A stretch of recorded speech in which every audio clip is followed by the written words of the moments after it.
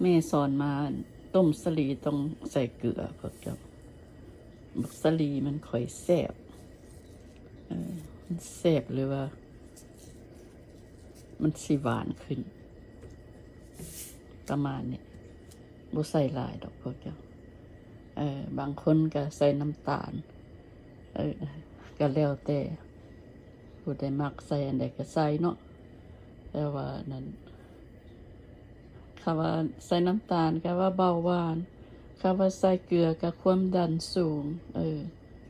จักสิไปฟังเลยฟังไผ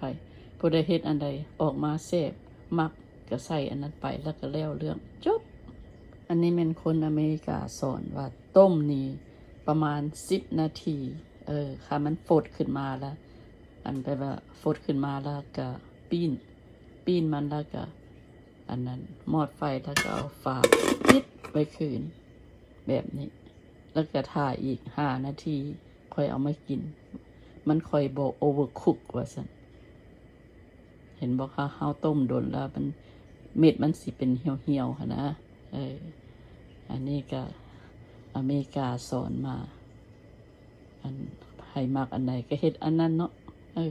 แล้วแต่ความสะดวกของไผของมันปิดฝาเมียนมันฟดขึ้นมามันฟดขึ้นมาแล้วพวกเจ้ากับพริกมันแบบหมายถึงว่าเอาทั้งรุมขึ้นมานะทั้งรุมขึ้นมาทั้งเทิง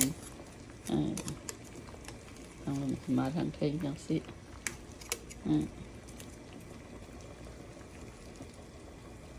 แล้วเนี่ยเห็ดแล้วพวกเจ้าก็เอาฟาร์มปิดไว้คืน